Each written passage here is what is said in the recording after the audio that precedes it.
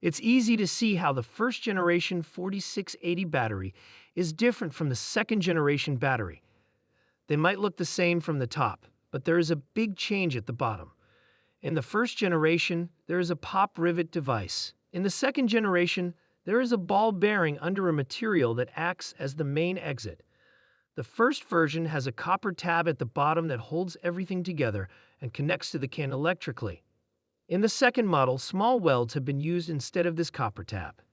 Different types of cells were found in the new batteries. Some cells had 9 welds, while others had 12. We are going to look at the cutting-edge battery technology inside the Tesla Cybertruck in today's show. Sandy, Munro, and Tom, two of our experts, will be taking apart the 4680 battery. You'll have a front-row seat to the innovations that will shape the future of electric cars. We will look at how the architecture has changed from earlier generations, how new materials have been added, and how old materials have been gotten rid of in order to improve performance and safety. We'll also go into great depth about the battery's inner parts, including the groundbreaking dry electrode process. Stay tuned as we go inside Tesla's newest electric wonder. Don't forget to sign up for Tesla Stock News to stay up to date on everything that's happening in the world of batteries and electric cars. Let's begin and find out what's inside these strong cells that power the Cybertruck. We're going to learn a lot about batteries today with Sandy, Munro, and Tom. Notably, Tom is the only one with gloves on because everyone else has lost theirs. As the expert in charge today, Tom will take care of all the battery parts and stress how important it is to be careful around battery dust and dried chemicals, which you should never breathe in or eat.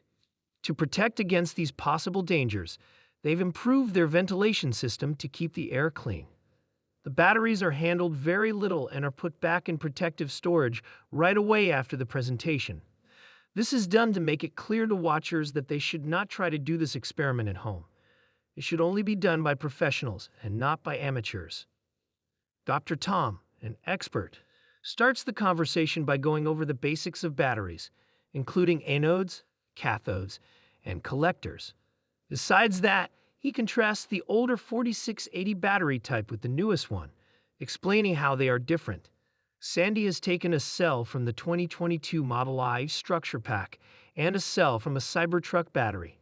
The Cybertruck cell is still charged, which is unusual in the industry, and shows how innovative their extraction process is. Not all cells are checked, though, because of safety concerns such as small leaks or dents from extraction.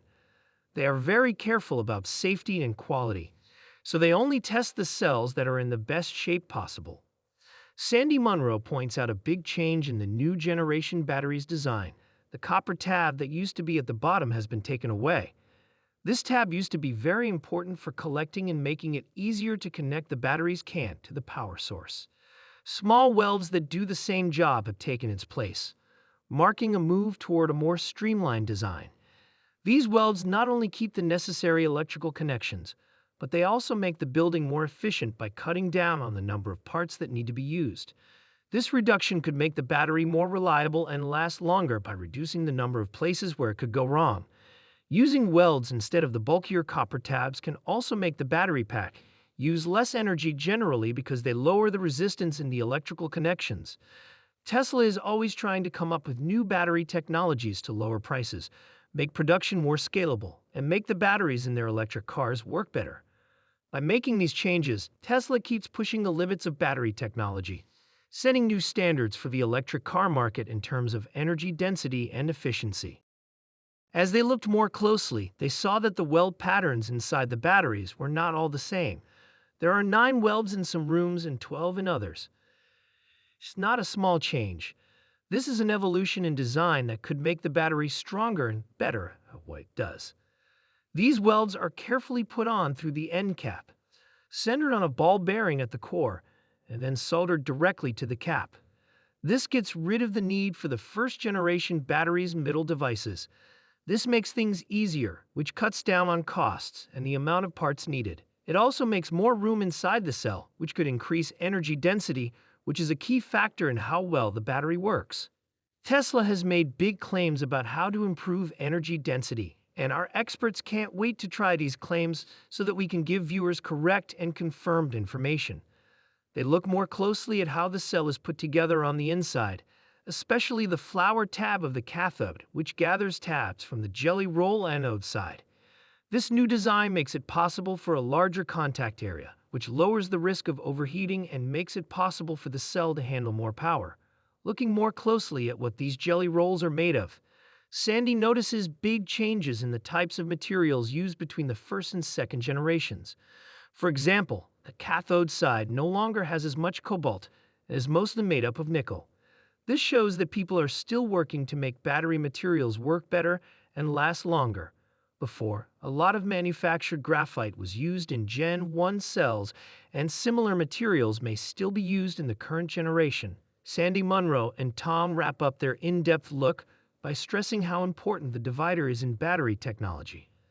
The separator may look like a simple, unremarkable part at first glance, but it is very important for the safety and usefulness of the battery. The cathode and anode are the two most reactive parts of the battery. This thin layer, which is usually made of a porous polymer, is put between them in a smart way. The separator's main job is to keep the cathode and anode from touching each other directly, which could cause electrical sparks and catastrophic battery failures. Even though it is very thin, the separator is designed to stand up to the battery's working pressures and stay intact for the life of the battery. The separator successfully stops short circuits by keeping these electrodes apart. Short circuits are not only dangerous, but could also cause major malfunctions or fires. The divider also makes it easier for the ions inside the battery to move around, which is very important. It lets ions move through the electrolyte, a liquid that conducts electricity from one side of the battery to the other. This movement of ions is very important when the battery is charging and discharging because it lets energy be stored and released. The porous nature of the separator makes it good at this job while still keeping the wires from touching each other. In this way, this part not only helps the battery work electrically by letting ions flow, but it also protects the battery by keeping its reactive parts physically separate.